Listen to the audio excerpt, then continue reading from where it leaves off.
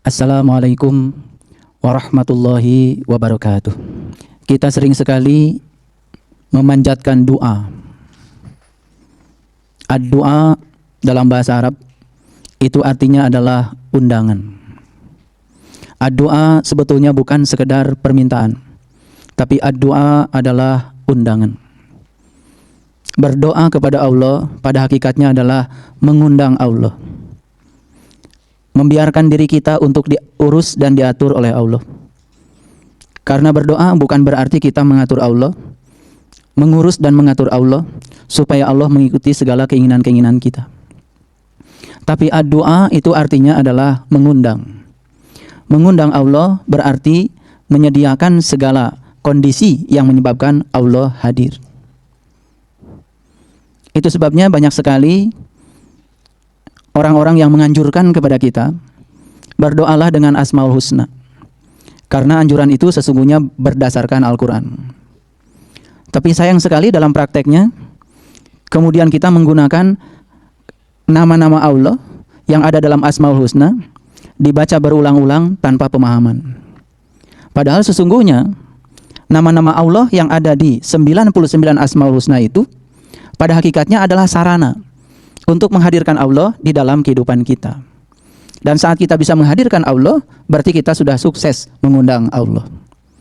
Kalau Allah sudah hadir, apalagi yang mau kita cari? Hasbi Allah. Maka Allah akan mencukupkan segalanya kepada kita. Jadi ad-doa itu artinya adalah undangan. Itu sebabnya dalam prakteknya, doa itu sesungguhnya adalah wujudnya pikiran kita. Yang kedua, kata-kata kita. Yang ketiga adalah perbuatan kita sendiri. Semakin sering kita memikirkannya, semakin sering kita membicarakannya, semakin sering kita melakukannya, apa yang kita pikirkan, apa yang kita bicarakan, dan apa yang kita lakukan, itu akan mewujud menjadi sebuah kenyataan. Banyak di antara kita yang rajin memanjatkan doa-doa kepada Allah, tapi pada saat yang bersamaan, setelah kita memanjatkan doa-doa kepada Allah, kemudian kita menegasikan yang kita panjatkan dengan pikiran, kata-kata, dan perbuatan yang kontradiktif dengan yang kita panjatkan. Kalau kita menapakuri 99 asma Allah, dimulai dengan Ar-Rahman, Ar-Rahim, Al-Malik, Al-Qudus, As-Salam, Al-Mu'min, Al-Muhaimin, Al-Aziz, Al-Jabar, Al-Mutakabbir, Al-Khaliq, Al-Bari, Al-Musawwir, terus sampai puncaknya adalah As-Sabur.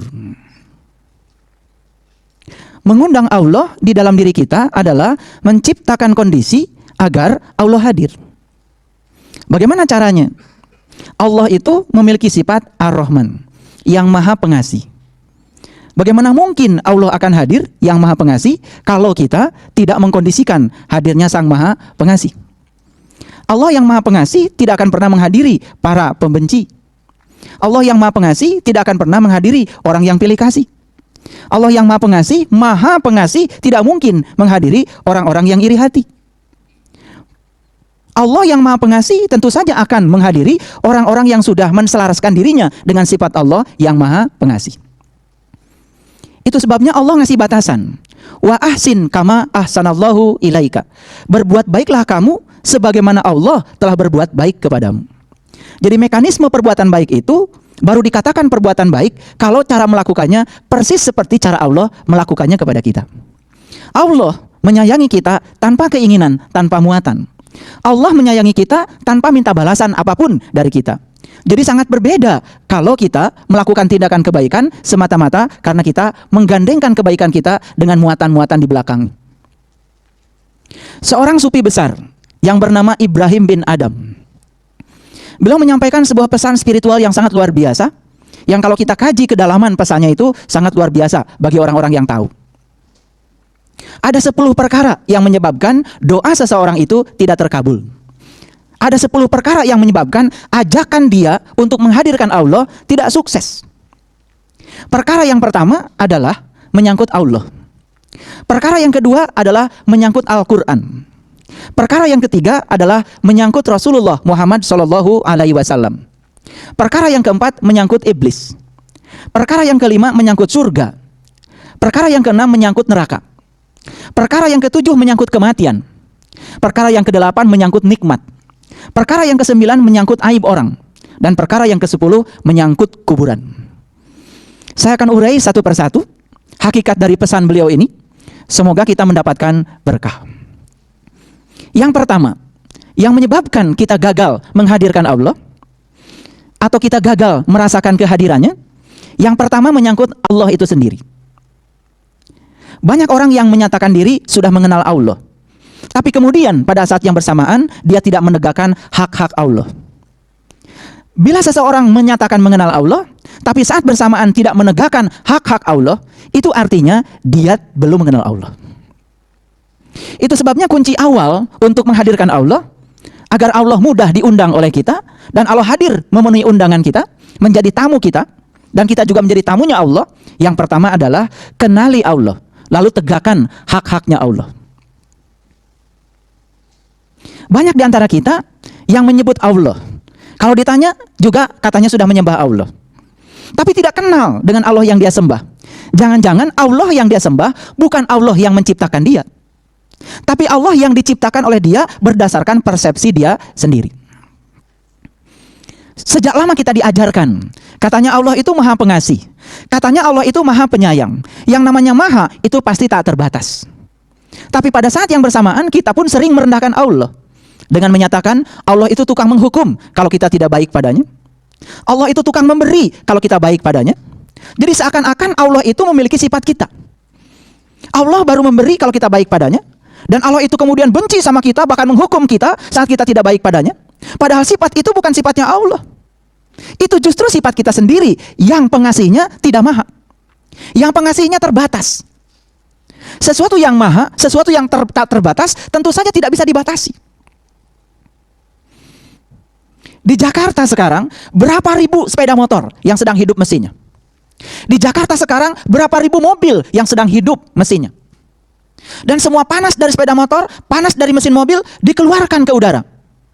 Tapi apakah udara kemudian meradang, tiba-tiba menjadi panas luar biasa karena menerima panas dari sepeda motor, panas dari mobil yang hidup? Ternyata tidak.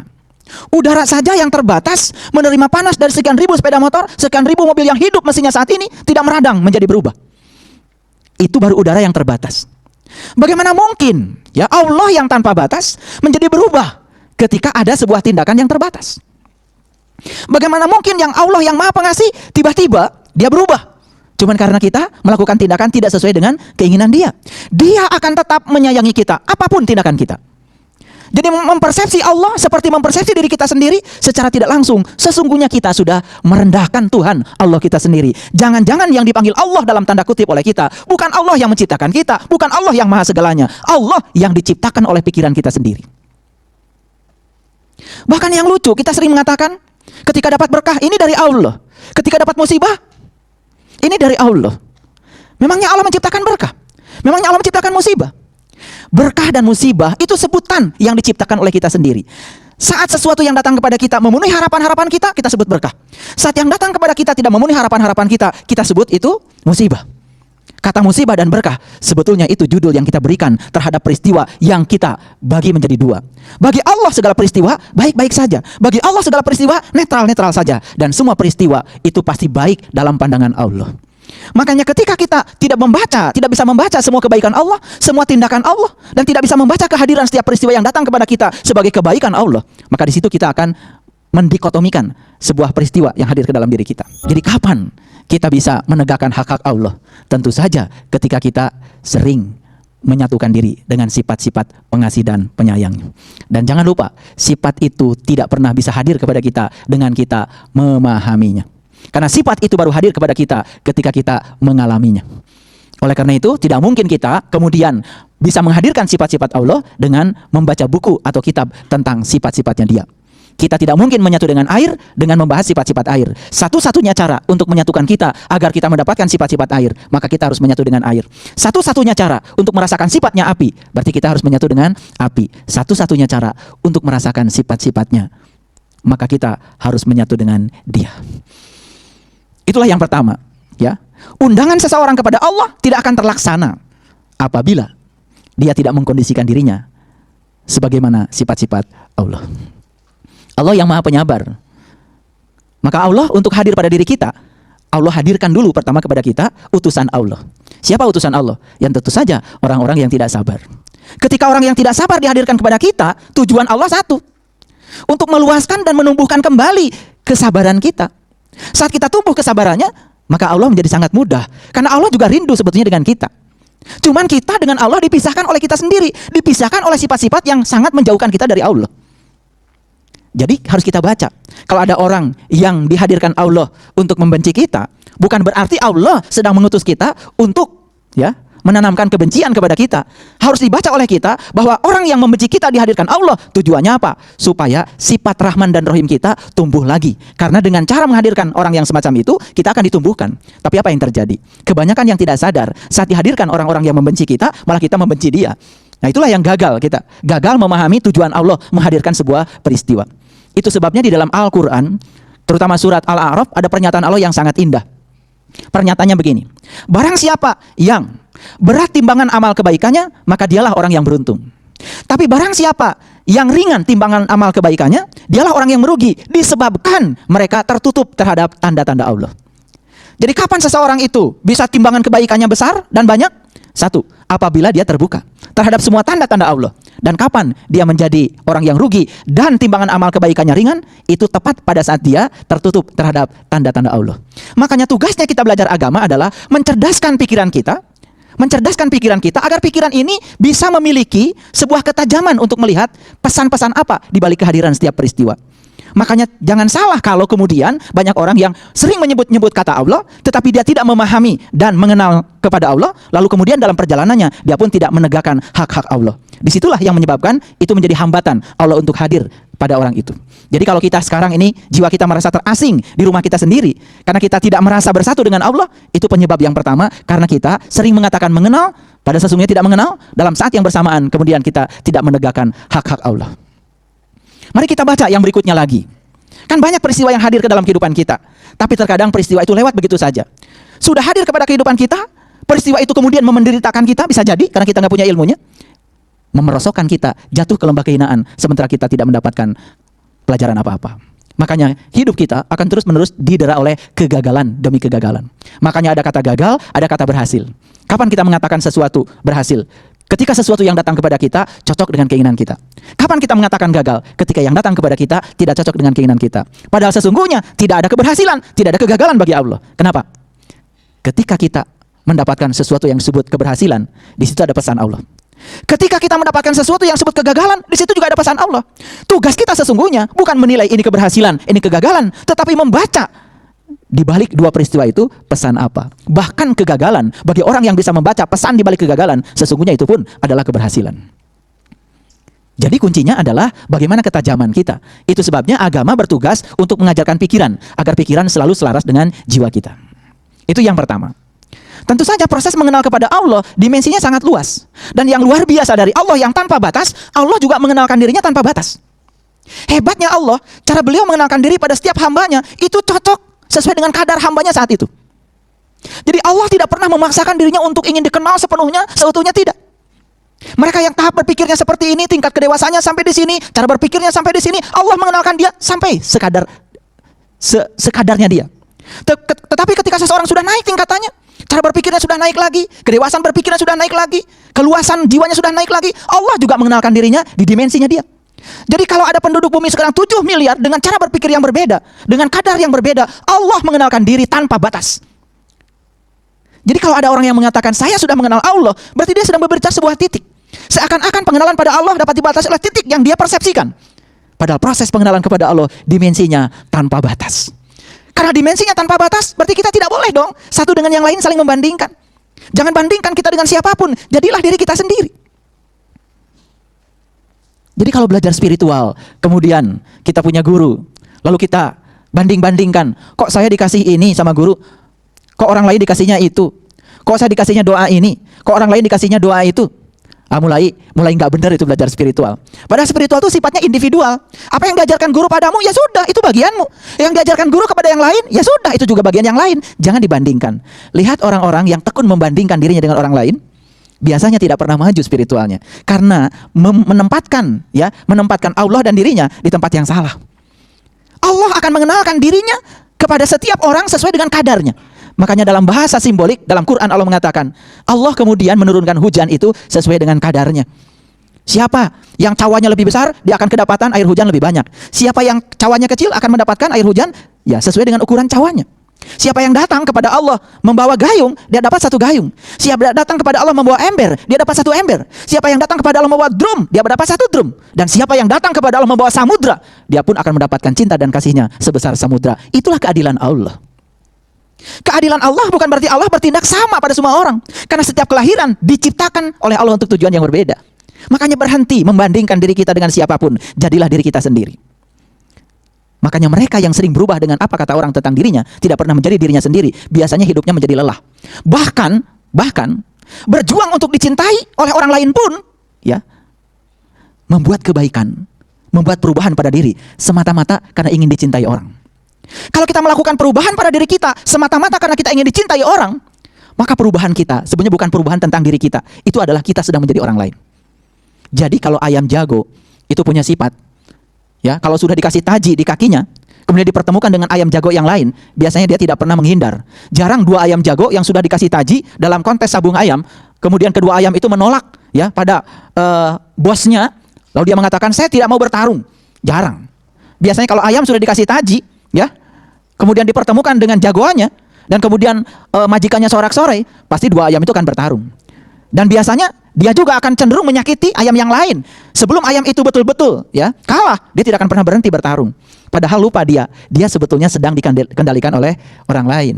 Dia sedang dikendalikan oleh majikannya. Karena ayam jago ya tidak pernah menjadi dirinya sendiri. Jadi kalau manusia itu dihasut oleh orang lain, kemudian bertarung dengan orang lain, bahkan menyakiti orang lain, ya kira-kira ayam jago lah. Bedakan dengan siput. Coba kalau siput, ya, siput disuruh pertandingan lari, ya, siput ya siput, dia jadi dirinya sendiri. Jarang kemudian siput tiba-tiba mengubah dirinya dari yang jalannya lambat tiba-tiba menjadi jalan cepat. Enggak, dia jalannya lambat saja. Justru siput sedang ingin menunjukkan pada yang memiliki siput, inilah aku. Ketika dipaksa untuk lari, ya siput santai aja.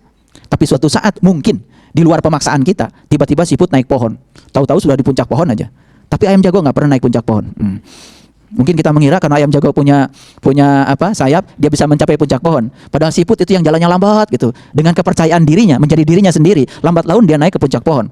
Jadi orang-orang yang hidupnya sudah menjadi dirinya sendiri, berubah bukan karena ingin dicintai, berubah bukan karena ingin dihormati, berubah bukan karena ingin orang simpati sama dia, berubah karena ingin menjadi dirinya sendiri. Lihat orang seperti itu lama-kelamaan sampai di puncak.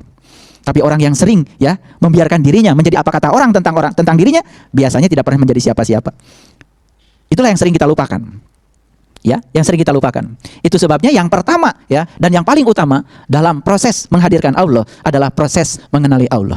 Jadi berulang-ulang saya mengatakan, cara mengenal Allah yang paling jitu adalah dari Allahnya itu sendiri. Mengenal Allah jangan lewat buku. Mengenal Allah apalagi lewat orang. Mengenal Allah jangan minta penjelasan pada orang. Karena belum tentu orang yang menjelaskan Allah, dia tahu tentang Allah. Kalau Allah dijelaskan, yang dijelaskan pasti bukan Allah. Itu persepsi tentang Allah. Itu sebabnya di Quran ada pernyataan Allah yang sangat indah. Wa may yattabi'u aktsarahum illa dzanna. Inna dzanna kana la yughni minal haqqi syai'a. Kebanyakan manusia mengikuti sesuatu itu hanya dengan zon. Zon itu sakwa sangka. Dan mereka yang mengikuti sesuatu dengan sakwa sangka itu bukanlah mengikuti kebenaran, tapi itu mengikuti persepsinya sendiri yang disebut dengan pembenaran. Cirinya apa? Kalau orang belajar pembenaran biasanya suka berdebat. Kalau orang belajar kebenaran, justru perdebatan dibebaskan oleh kebenarannya sendiri. Ciri orang yang belajar kebenaran biasanya tidak pernah berdebat. Dia asik saja dengan dirinya sendiri. Makanya orang yang sudah asik dengan dirinya sendiri, ya sudah tidak tergoda dengan apa kata orang tentang dirinya sendiri, maka peluang untuk menjadi diri sendiri menjadi sangat besar. Lama-kelamaan sudah sampai di puncak aja. Jalan walaupun pelan tapi pasti. Itu yang pertama. Jadi hambatan utama menghadirkan Allah itu karena yang pertama kita tidak mengenal Dia. Akibatnya kita pun tidak menegakkan hak-haknya. Padahal kalau kita menyadari tujuan utama kita dicipta oleh Allah untuk Allah. Kalau tujuan kita dicipta oleh Allah untuk Allah, maka tugasnya kita kan menyerahkan diri seutuhnya pada Allah. Biarkan diri kita dipakai oleh Allah untuk tujuan Allah, bukan menggunakan Allah untuk tujuan-tujuan kita. Di situ banyak yang salah. Lalu doa menjadi cara mengatur Allah supaya Allah mengikuti segala keinginan-keinginan Dia. Saat Allah tidak mengikuti keinginan Dia, Dia sebut Allah tidak mengabulkan doa Dia. Padahal sesungguhnya setiap permintaan pasti Allah kabulkan. Cuman kita tidak mengerti setiap pengkabulan Allah. Karena setiap pengkabulan Allah ada prosesnya. Bagaimana prosesnya? Contoh, ya Allah, jadikanlah aku orang yang sabar. Jadi proses sama Allah. Dan tujuan akhirnya apa? Allah ingin hadir bersama orang sabar itu. Ingin menyatu dengan Dia. Makanya caranya oleh Allah, mohon maaf ya, dipasangkan mungkin kita dengan orang yang kurang sabar. Dipasangkan dengan tetangga yang kurang sabar. Dipasangkan dengan teman bekerja yang kurang sabar. Ditakdirkan juga punya anak-anak yang kurang sabar. Begitu dibaca, ya Allah, ternyata kehadiran mereka semua adalah cara Engkau mengabulkan doaku. Karena suatu saat aku akan menjadi orang yang sabar. Setelah aku menjadi orang yang sabar, sesabar Engkau, maka Engkau menjadi hadir. Itu kuncinya doa. Makanya kalau sudah sampai di titik itu, yang terakhir kan doa cuma satu, hasbi Allah. Cukuplah Engkau. Agak panjang sedikit, hasbunallah wa ni'mal wakil, ni'mal maula wa ni'man nasir. Tapi yang paling pendek dari doanya para nabi, para rasul, cuma satu, hasbi Allah. Kapan hasbi Allah itu meluncur dari mulut kita? Bukan rekayasa, tapi tepat pada saat kita sudah bisa mengubah seluruh penderitaan, bukan sesuatu yang memenderitakan kita lagi. Makanya agama harus mengubah sudut pandang yang memenderitakan menjadi sudut pandang yang tidak memenderitakan. Karena segala penderitaan berasal dari pikiran kita sendiri. Jadi kita lupa ya, selama ini dikiranya penderitaan itu di luar. Padahal penderitaan itu adanya di sudut pandang pikiran kita. Makanya saat kita berhasil mengubah sudut pandang pikiran kita dari pikiran yang memenderitakan menjadi pikiran yang mendamaikan, yang menenteramkan. Karena kita sudah bisa memahami, sudah bisa menerima, maka ujungnya kita juga akan rela berkorban. Itulah cinta kepada Allah. Yang kedua, kata Ibrahim bin Adam, dia sering membaca Al-Quran, tetapi dia tidak mengerti apa-apa dari bacaannya. Mari kita lihat kembali posisi Al-Quran. Al-Quran itu hudan, Al-Quran itu petunjuk. Kalau dia petunjuk berarti fungsinya Al-Quran untuk menunjukkan. Menunjukkan apa? Ya menunjukkan rahasianya Allah. Untuk apa? Supaya kita mengenal Allah. Untuk apa? Supaya kita sampai kembali kepada Allah. Karena kita berasal dari Allah, tujuan kita ujung-ujungnya kan kembali kepada Allah.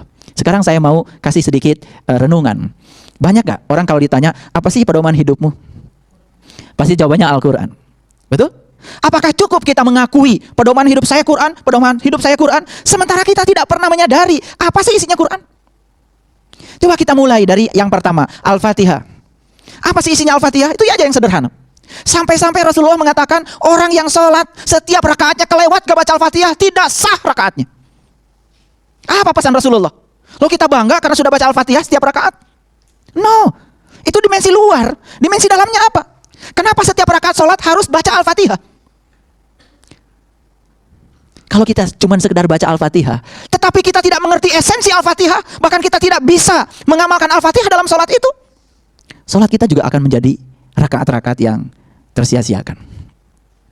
Apa pesan Al-Fatihah? Dari katanya sendiri sudah luar biasa. Al-Fatihah artinya pembuka. Jadi, setiap rakaat harus membuka kesadaran kita. Setiap rakaat harus membuka rahasia Allah yang ada dalam diri kita. Setiap rakaat harus meningkatkan kesadaran kita. Setiap rakaat harus meninggikan kesadaran kita. Harusnya kan begitu. Tapi coba kita baca Quran, surat Al-Fatihah setiap rakaat, bahkan cepat-cepat bacanya, tidak pernah menyadari esensinya. Makanya Al-Fatihah itu luar biasa bagi yang tahu. Tapi bagi yang tidak tahu, Al-Fatihah ya biasa saja. Makanya di Al-Fatihah itu manusia cuma dibagi menjadi tiga. Yang pertama yang dapat nikmat, yang kedua yang dimurkai, yang ketiga yang tidak tahu jalan. Yang tidak jauh jalan akibatnya jadi tersesat. Siapa yang dapat nikmat? Yang dapat nikmat cuma 4 menurut Al-Fatihah. Yang pertama para solihin, yang kedua para syuhada, yang ketiga para sidikin, yang keempat para nabi. Siapa yang dimurkai? Mereka yang sudah dapat gelar solihin, yang sudah dapat syuhada, yang sudah dapat sodikin, bahkan sudah bisa mengalami pengalamannya Nabi, karena sudah dapat ilmunya Nabi, kembali ke belakang, bahkan mungkar, tidak percaya. Itulah orang yang dimurkai. Dan siapa orang yang tidak tahu jalan? Ya namanya juga orang tidak tahu, pasti kalau dia berjalan tersesat. Ya orang yang tidak tahu. Sudah tidak tahu, tapi dia tidak tahu, bahwa dirinya tidak tahu, tidak mau tahu, tidak mencari tahu, itulah yang menyebabkan seseorang tersesat. Tapi orang yang sedang tersesat, ketika dia bertanya, pasti dia akan bebas dari ketersesatannya. Makanya jangan takut tersesat. Karena takut tersesat membuat kita selamanya tersesat. Ketika kita berani tersesat dan kita mau bertanya kepada orang, dalam ketersesatan pasti kita akan bertanya.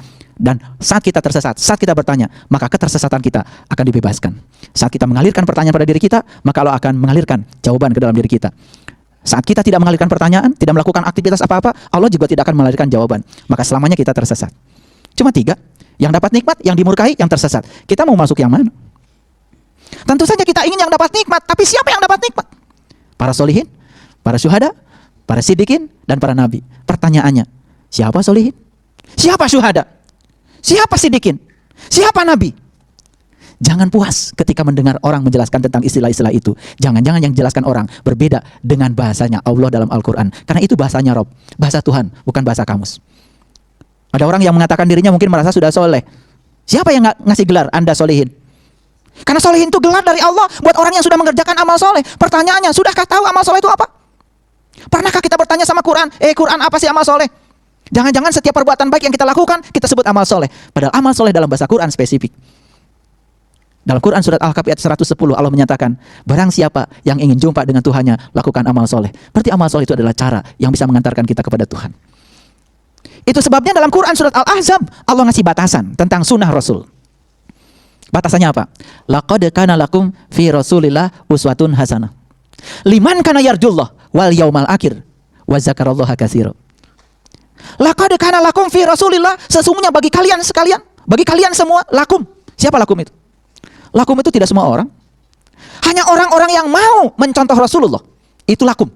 Laqad kana lakum fi Rasulillah, sesungguhnya bagi kalian semua pada diri Rasulullah ada apa? Uswatun hasanah.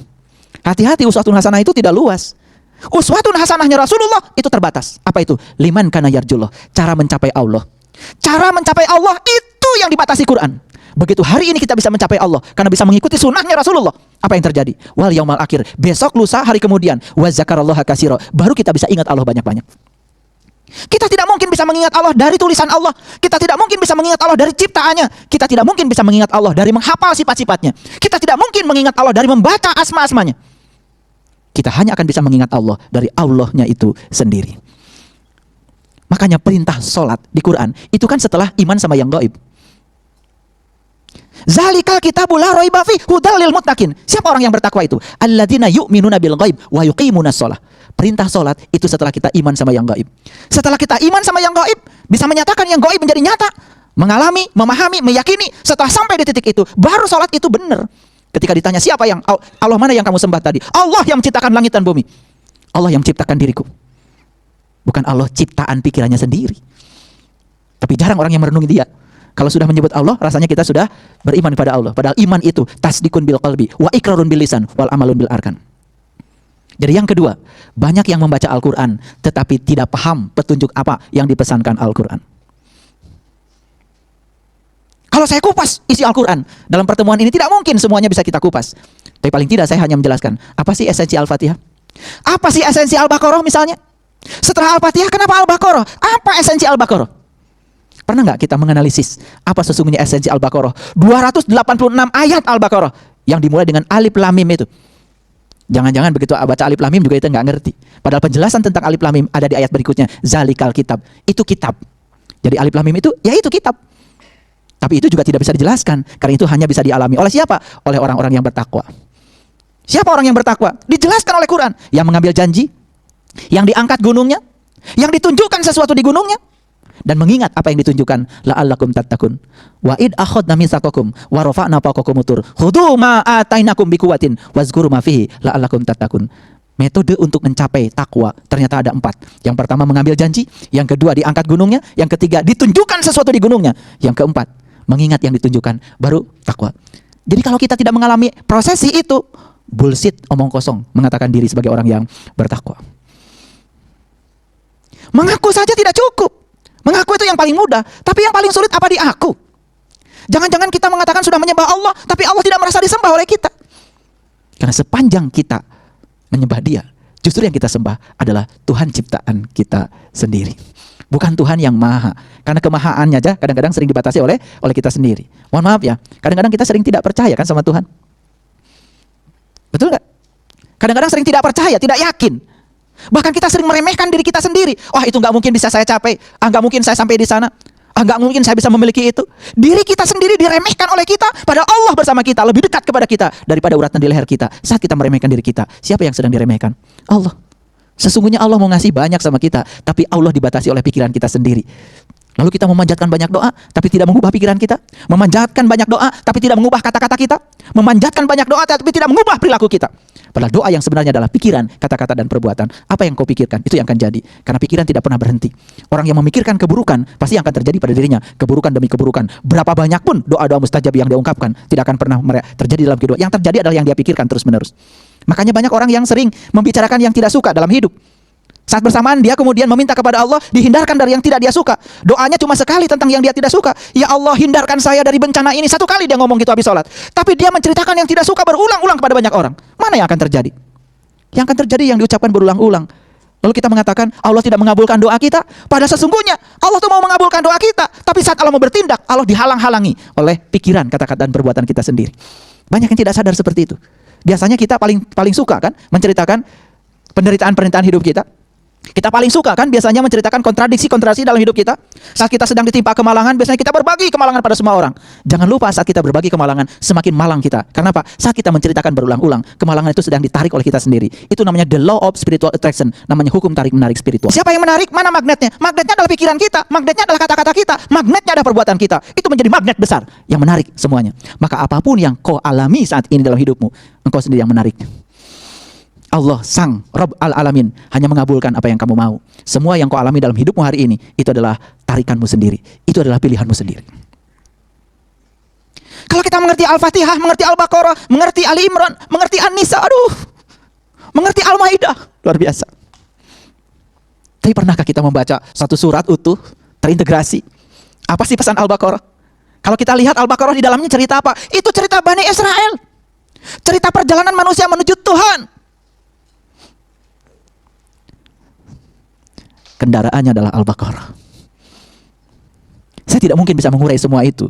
Tapi kalau mau mendengar uraian saya, bisa mendengarkan ceramah-ceramah saya khusus tentang Al-Baqarah, satu surat yang sudah kita bahas. Itu pesan. Banyak gak yang membaca Al-Quran, sibuk saja membaca surat, tapi ketika ditanya apa sih pesan surat itu? Saya dapat surat, Pak. Ya, dari mana? Dari teman saya. Di mana? Di Arab. Terus bahasanya bahasa Arab, Pak. Sudah dibaca? Sudah, Pak. Ngerti? Enggak. Dan merasa puas karena dapat surat dari orang Arab, tulisannya bahasa Arab, dan dia sudah baca tulisannya karena dia pintar baca tulisan Arab, tapi nggak ngerti bahasa Arab. Jadi jangan dulu kemudian kita menjadi orang-orang yang overconfidence. Kalau merasa sudah membaca surat tapi tidak mengerti pesan surat, jangan dulu buru-buru mengatakan kita sudah mendapatkan hudan. Karena selama kita tidak dapat hudan, gak jadi kita jadi orang yang bertakwa. Itu yang kedua. Makanya coba kalau saya sampaikan ayat-ayat berikut dalam Al-Quran. Dalam Quran surat An-Nisa ayat 66, ada pesan Allah luar biasa. Pesannya begini: bunuhlah dirimu, keluarlah dari kampungmu. Hal itu lebih baik bagimu di sisi Tuhanmu. Dan jika kamu melaksanakan pelajaran itu, maka itu akan menguatkan imanmu. Orang yang baru membaca itu selintas, apalagi tidak mengerti bahasa Rob, bahasa Tuhan, mungkin jadi salah kaprah. Bunuhlah dirimu, keluarlah dari kampungmu. Wah, ini perintah bunuh diri. Kata Allah dalam ayat itu, hal itu lebih baik di sisi Tuhanmu. Dan jika kamu melakukan itu, maka akan kuat imanmu. Ayo, gimana cara menerapkan ayat itu? Maka disitulah pentingnya berguru pada orang yang tahu. Jangan berguru pada orang yang mengira-ngira ayat itu. Nanti dikira-kira lagi, salah lagi. Bunuhlah dirimu, keluar dari kampungmu. Jadi ayat itu perintah buat orang yang masih tinggal di kampung. Yang udah di kota, ya tinggal ditambah aja lampunya. Lalu di ayat lain ada kata-kata begini, ya. Kamu mengira mereka itu bangun, padahal mereka tidur. Kami bolak-balikan mereka ke kanan dan ke kiri, sedang kedua lengan anjing mengunjur di muka pintu gua. Kemudian mereka saling bertanya di antara mereka sendiri, sudah berapa lamakah kamu berada di sini? Sehari atau setengah hari? Tuhan kamu lebih mengetahui berapa lamanya kamu berada di sini. Pergilah kamu ke kota dengan membawa uang perakmu. Dan lihatlah di sana makanan yang lebih baik, ambil makanan itu sesukamu. Janganlah kamu berlaku kasar, berlaku lemah lembutlah kamu. Dan jangan sekali-kali kamu menceritakan halmu pada seorang jua pun. Gimana mengamalkannya? Dan Rasul datang kepada Bani Israel. Kemudian Rasul berkata, hai Bani Israel, aku akan menyampaikan mujizat yang Tuhan sampaikan kepadaku. Dan aku akan bentuk kamu yang berasal dari tanah menjadi burung. Dan aku akan meniupnya. Dan nanti kamu akan bisa terbang menjadi burung dengan seizin Allah. Dan tepat saat itu kamu akan dibebaskan dari 3 penyakit. Penyakit buta mata kalbu, penyakit kulit, dan penyakit kematian jiwamu. Quran surat Ali Imran ayat 49. Bagaimana mengamalkan ayat itu? Kok Rasul datang kepada Bani Israel? Yang mau diajarkan apa? Mujizat dari Tuhan agar Bani Israel itu yang terbuat dari tanah dibentuk menjadi burung. Siapa yang dibuat dari tanah? Bukankah kita manusia? Bagaimana tubuh ini dibentuk menjadi burung? Bagaimana bisa terbang? Apa yang terbang? Tubuh mana yang terbang? Kalau nggak ada guru, pusing baca ayat itu. Saya tidak mungkin menyampaikan Quran 30 juz, tapi saya akan menyampaikan clue-cluenya saja. Kalau tanpa mengalami, tanpa memahami, tanpa bantuan seorang yang tahu, kita akan bingung menjelaskan ayat itu. Makanya Allah menjelaskan, hanya ulul albab yang diberi oleh Allah kemampuan untuk menakwil ayat-ayat mutasabihat. Yang mutasabihat tidak bisa ditakwil dengan oleh orang-orang yang bukan ulul albab. Siapa ulul albab? Orang yang sudah bisa ingat Allah dalam keadaan berdiri, duduk, dan berbaring. Jadi siapa ulul albab? Ahlul bait yang sudah sampai kepada Allah. Sampai kepada Allah di mana? Bukan titik. Karena sampai kepada Allah bukan titik, karena Allah tanpa batas. Makanya jangan sombong lalu mengatakan saya sudah sampai pada Allah. Karena kata sampai berarti membatasi Allah. Allah yang tak terbatas, tidak mungkin dikenali dengan cara yang terbatas. Dan untuk mengenali dia tanpa batas. Maka kita diberi kesempatan oleh Allah pun tanpa batas. Jadi yang kedua, yang menghambat Allah hadir ke dalam diri seseorang, dia sering membaca Al-Quran tapi tidak paham. Di Quran ada kata-kata innalladzina amanu walladzina hadu wan nasyara wasabiin man amana billah wa bil yaumil akhir falahum ajruhum inda rabbihim wala khaufun alaihim walahum yahzanun. Sesungguhnya orang yang beriman, innalladzina amanu walladzina hadu, dan orang-orang yang mendapatkan petunjuk, wan nasyara, dan orang-orang yang dapat pertolongan Allah. Ini kalau diterjemahkannya salah, itu jadi salah. Hadu, nasyara diterjemahkan salah, jadi keliru pemahaman kita. Hadu itu orang yang dapat petunjuk, nasyara orang yang dapat pertolongan. Siapa saja, itu masih kelompoknya orang beriman. Siapa saja di antara mereka yang benar-benar amal solehnya. Apa kata Allah? Falahum ajruhum inda rabbihim. Bagi dia ada ajrun. Ajrun, ajrun, ajrun. Itu bukan pahala. Ajrun itu artinya zat Allah.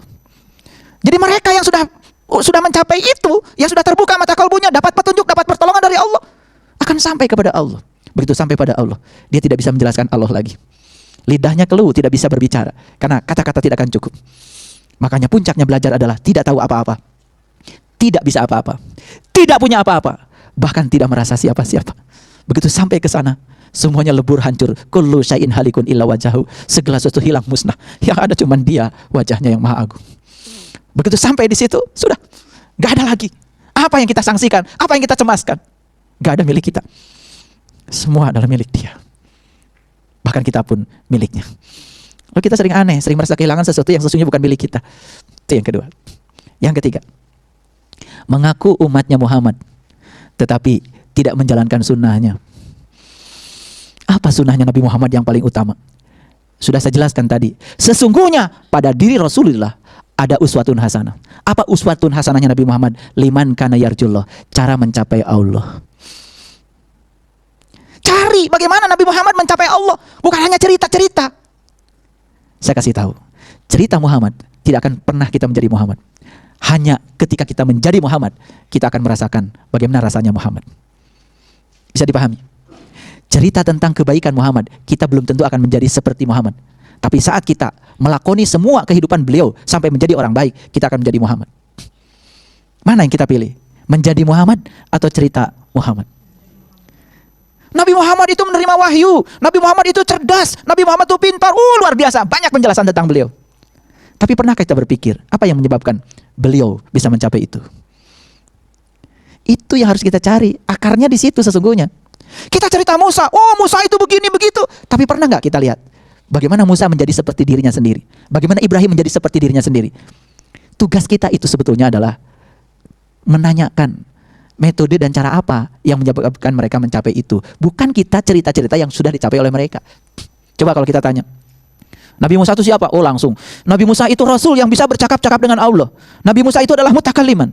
Pernah nggak kita bertanya, kenapa Nabi Musa itu bisa bercakap-cakap dengan Allah? Apakah Allah ngasih begitu saja sama Musa? Atau karena ada keistimewaan yang dilakukan Musa sehingga Allah ngasih kemampuan itu? Nabi Sulaiman itu katanya bisa bercakap-cakap dengan semua hewan yang ada di semesta ini. Pernah kita bertanya, cakap-cakapnya seperti apa? Bahasanya seperti apa? Pemahamannya seperti apa? Dan mengapa seorang Sulaiman bisa memiliki kemampuan itu? Apa diturunkan langsung oleh Allah? Lalu kalau Allah menurunkan kemampuan itu pada Sulaiman, pernah iri nggak sama Sulaiman? Kenapa saya tidak dikasih? Kalau Musa itu bisa bercakap-cakap dengan Allah, pernah nggak kita iri? Kenapa kita nggak bisa cakap-cakap? Itu karena kita terlalu puas berbicara tentang kebaikan mereka, tidak pernah menelusuri apa hal apa yang menyebabkan mereka mencapai itu. Sederhana saja. Oh, Nabi Muhammad itu ternyata ya orang yang paling kuat mentalnya. Kan gitu. Kita telusuri apa sih yang menyebabkan Nabi Muhammad kuat? Oh, ternyata dari kecil saat dia dalam kandungan ayahnya sudah meninggal. Jadi kalau kita mohon maaf ya, yang sudah dari kecil ditinggalkan ayah lalu ingin menjadi seperti Muhammad kan sudah ada modal. Lumayan, mirip-mirip. Nabi Muhammad kan ayahnya sudah tidak ada saat beliau dalam perut. Alhamdulillah saya juga sudah tidak ada saat saya lahir ke alam dunia. Kan lumayan, udah punya potensi sedikit ngikutin Nabi Muhammad. tinggal dibaca. Kenapa ayah saya sudah tidak ada saat lahir ke dunia? Bukan diratapi. Tuhan, kenapa?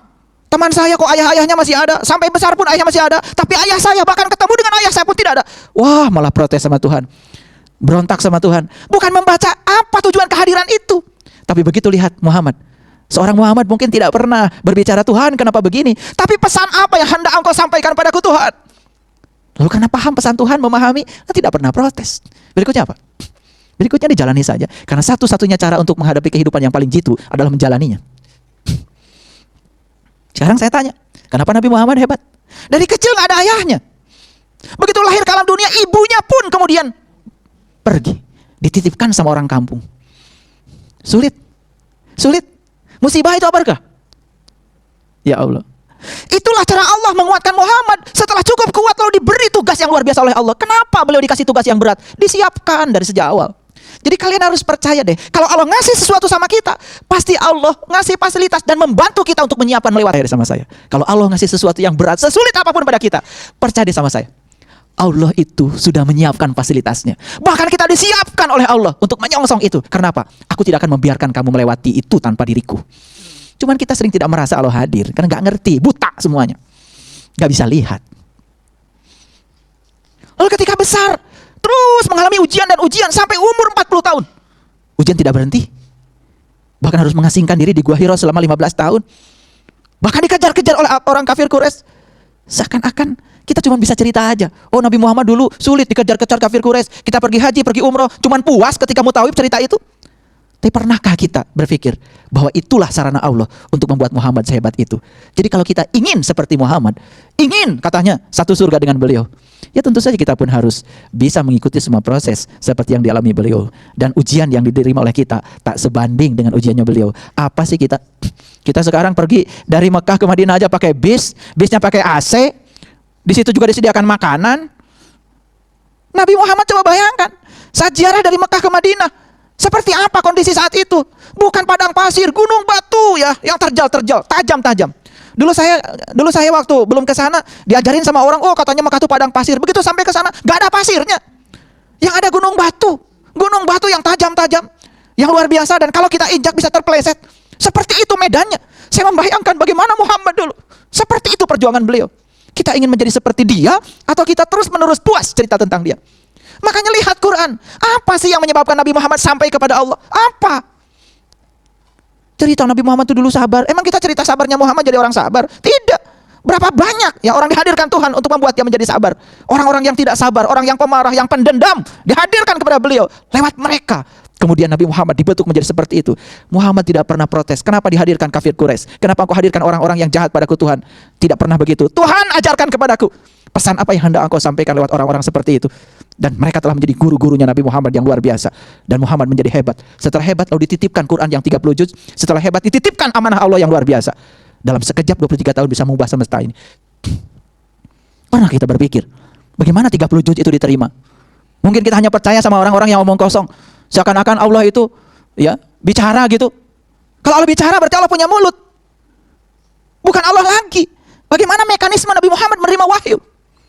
Saya lebih sepakat dengan orang-orang bijak yang mengatakan wahyu adalah getaran-getaran ilahi. Yes. Bagaimana cara Nabi Muhammad menerima wahyu? Ya tentu saja beliau menselaraskan diri dengan frekuensinya Allah. Saat frekuensinya sama, terjadi proses resonansi. Sama seperti radio kita.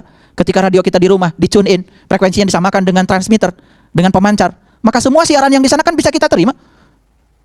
Jazz di sana, jazz di sini, dangdut di sana, dangdut di sini, tidak jazz di sana, di sini dangdut. Tidak pernah menyimpang.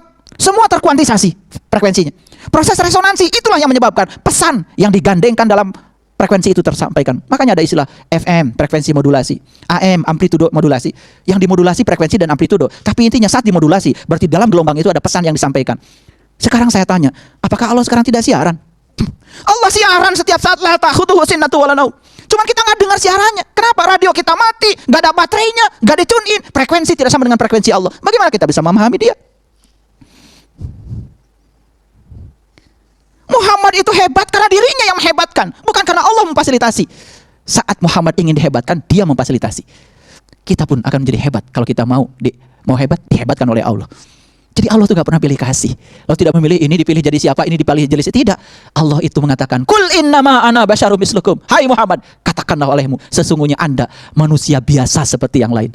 Itu diulang-ulang di banyak ayat di Quran. Hai Muhammad, sesungguhnya Anda manusia biasa seperti yang lain. Pesan apa dari Allah? Apa yang dicapai Muhammad bisa dicapai siapapun kalau kita mengikuti jejak dan langkahnya. Lalu Allah ngasih pesan di Quran, laqad kana lakum fi Rasulillah uswatun hasanah. Mana uswatun hasanahnya Rasul? Liman kana yarjullah, cara mencapai Allah. Begitu kita mencapai Allah wal yaumal akhir, besok lusa hari kemudian, wa zakarallaha katsira, baru kita bisa ingat Allah banyak-banyak. Ini baru 2, baru 3. Kita mengaku mengenal Allah tetapi tidak menunaikan hak-haknya. Kita sering baca Quran tapi tidak mengerti pesan-pesannya. Tadi saya menyampaikan beberapa ayat mutasabihat, mohon maaf, mungkin bingung. Saya juga pernah mengalami kebingungan bertahun-tahun, bahkan belasan tahun. Saya belajar bahasa Arab nggak ngerti. Saya belajar kamus bahasa Arab nggak ngerti. Ternyata begitu diterjemahkan pakai bahasa kamus malah semakin nggak ngerti. Tapi begitu kita bertemu dengan seorang guru, mengalami apa yang dialami oleh para rasul, para nabi, pengalaman itu mengantarkan kita untuk bisa memahami. Ternyata semua rahasia Quran terbuka sejelas-jelasnya. Tetapi bukan untuk diceramahkan, karena rahasia itu tidak bisa diceramahkan. Yang saya ceramahkan pun sekarang hanya kulit luar, metodenya, tapi isinya tidak mungkin saya ceramahkan. Karena semua yang saya rasakan tidak mungkin saya sampaikan dengan kata-kata, karena rasa terbebas dari kata-kata. Jadi kalau kalian ingin merasakan, ya sudah, menceburkan diri untuk merasakan. Jangan meminta saya untuk menjelaskan. Makanya di Quran dikatakan, jangan sekali-kali kamu menanyakan sesuatu yang jika diterangkan, kamu akan sulit. Itu pesan dari Quran surat Al-Maidah. Jangan sekali-kali kamu menanyakan sesuatu yang jika diterangkan, kamu akan sulit. Karena apa? Masa nanya Allah kemudian diterangkan? Nanya surga diterangkan? Nama akhirat diterangkan? Cerita alam barzah diterangkan? Cerita matahari saat itu datang menyinari orang beriman diterangkan? Kalau diterangkan itu cerita. Kalian harus mengalaminya sendiri. Bisa? Bisa. Ada ilmunya. Itu saja. Hanya keberanian kita untuk menceburkan diri. Masa renang diterangkan? Jangan minta diterangkan cara berenang. Berenang aja. Ntar juga ngerti sendiri cara kelelapnya seperti apa rasanya. Betul nggak? Berjuang untuk membebaskan diri dari kelelap seperti apa rasanya. Ntar pintar sendiri. Itu yang disebut dengan discovery learning.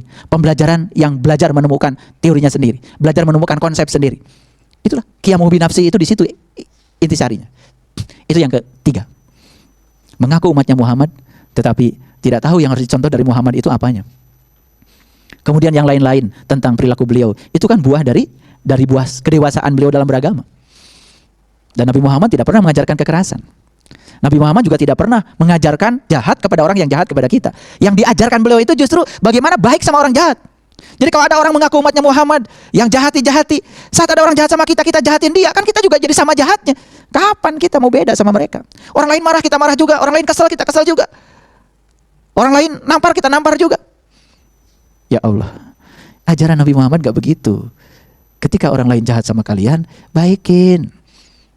Maka itulah yang membuat beliau menjadi sosok yang menarik, pribadi yang selalu agung dalam sepanjang sejarah. Kenapa? Karena itu yang dikenang oleh kita. Betul nggak? Makanya namanya sampai sekarang masih hidup.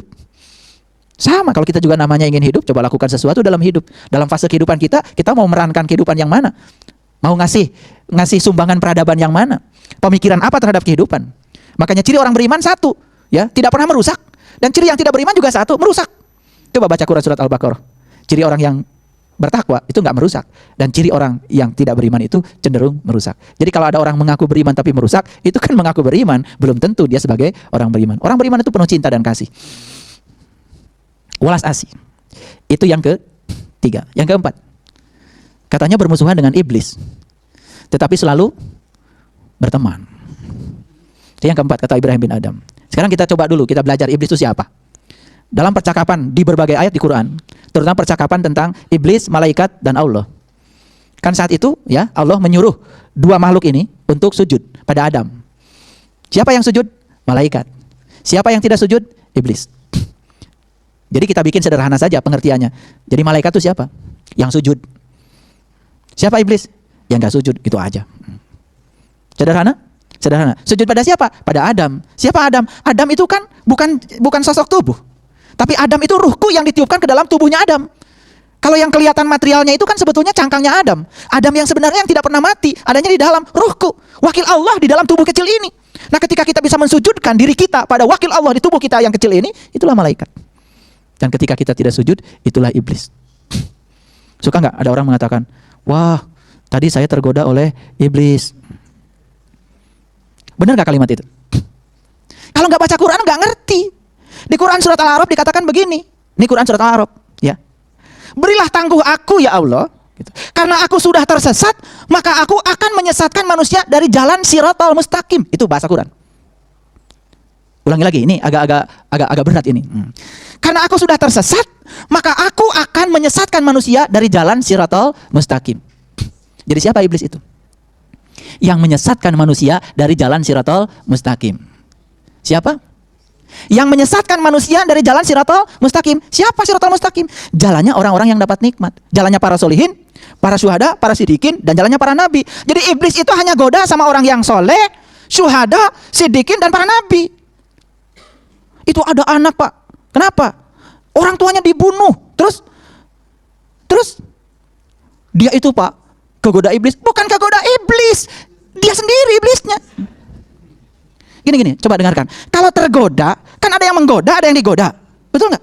Sedangkan iblis di Quran udah janji, aku hanya akan menggoda untuk menyesatkan manusia dari jalan Shiratal Mustaqim. Itu bahasa Quran loh, Al-A'raf. Jadi iblis ini profesional. Dia itu hanya mengambil peran yang penting, menggoda orang kalau mau lewat jalan Shiratal Mustaqim. Yang nggak lewat situ, dia sendiri iblisnya.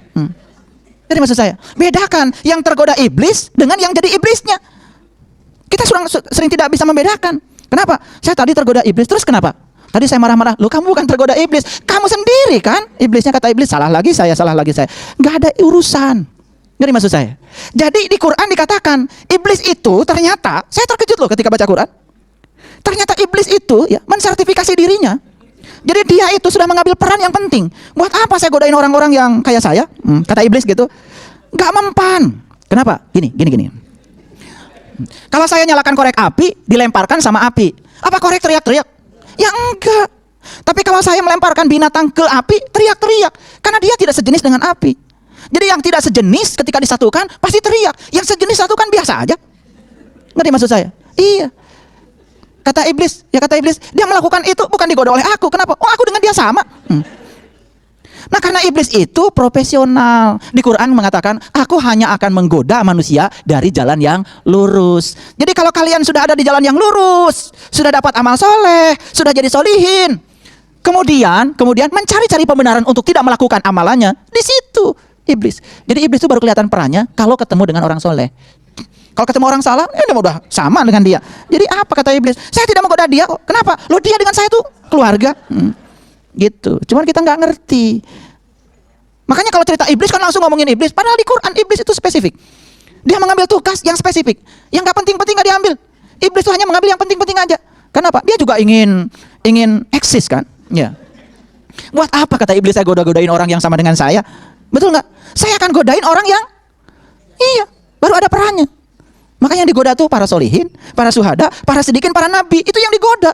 Di luar itu kata iblis sama. Sama dengan saya. Itu yang keempat. Yang kelima, dia mengaku ahli surga. Tapi yang dikumpulkan itu bahan-bahan neraka. Nah sekarang kalau ditanya surga, itu surga. Di dalam Quran tuh nggak ada surga. Sekali lagi saya ingin katakan, di Quran nggak ada surga. Di Quran tuh adanya jannah. Surga bukan bahasa Quran. Jannah itu taman. Tapi saat Nabi Muhammad ditanya, ya Rasulullah, ketika ditanya malaikat Jibril, apa yang dimaksud dengan surga? Jawaban Rasulullah sederhana. Surga adalah tempat ganti buat mereka yang membebaskan keterikatan pada selain Tuhan. Jadi surga itu adalah sebuah kenikmatan saat kita membebaskan diri dari kemelekatan pada selain Tuhan. Kan sederhana. Kalau gitu neraka apa? Neraka adalah tempat ganti yang diciptakan kita sendiri saat kita melekatkan dengan yang selain Tuhan. Bebas dari yang selain Tuhan surga, melekat kepada yang selain Tuhan neraka. Itu aja definisi surga dan neraka. Siapa yang membuat surga dan neraka? Kita sendiri. Mau melekat atau tidak kan urusan kita. Makanya coba perhatikan, yang jaga surga kan malaikat Ridwan. Ridwan itu artinya ridho. Yang jaga neraka kan malaikat Malik. Malik, milik. Milik itu ego, kepunyaan. Coba, ini punya saya, ini hasil saya. Ini punya saya, ini hasil saya paling hebat, saya paling top, saya paling kuat. Orang-orang kayak gitu kan takut. Atribut yang dia kumpulkan takut lepas. Kan dia sudah melekatkan diri yang selain Tuhan.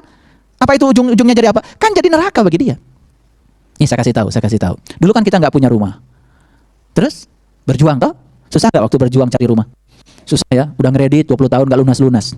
Setelah punya rumah, damai apa susah? Tetap susah. Apa sih susahnya? Gimana caranya supaya rumah ini tetap milik kita? Betul nggak? Jika perlu punya 2, jika perlu punya 3. Kan itu kalau nggak cerdas. Sama seperti orang belum punya mobil, saat nggak punya mobil susah. Begitu udah beli mobil tambah susah. Kegores dikit aja, nggak tidur 3 hari 3 malam.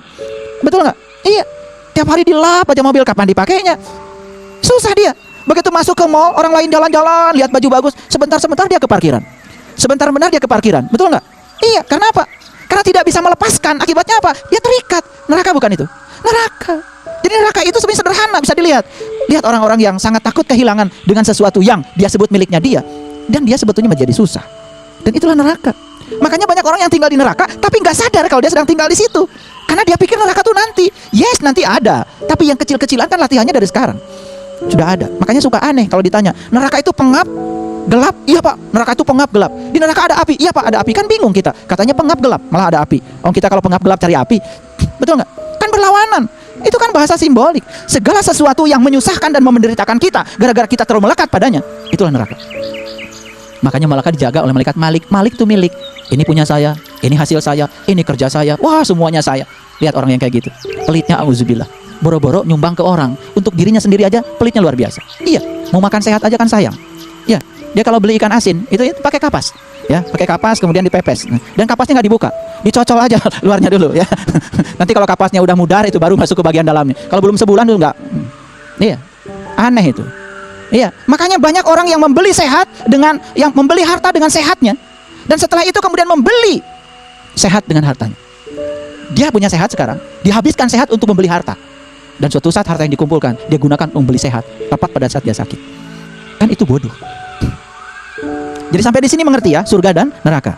Jadi melekat pada yang selain Tuhan itu milik. Makanya neraka dijaga malaikat Malik. Kalau surga dijaga oleh malaikat Ridwan. Apa aja Ridwan? Ridho aja, ridho. Dan dia selalu bisa melihat di balik semua yang terjadi pesan apa. Karena ridho gampang melihatnya. Dalam pikiran yang hening dan jernih, segala sesuatu menjadi kelihatan transparan. Tetapi dalam pikiran yang keruh dan bergemuruh, sulit. Makanya lihat, air terjun selalu saja membuat gemuruh. Ada ikan pun gak kelihatan. Tapi air di telaga yang tenang, ikan pun sampai kelihatan. Dasar danau pun kelihatan. Nah, ketika kita masih pakewuh seperti air terjun, segala sesuatu menjadi tidak kelihatan. Saat kita tenang, damai seperti telaga, semuanya menjadi jernih kelihatan. Disitulah pesan-pesan semesta akan mengalir pada diri kita. Dan banyak yang tidak bisa menangkap.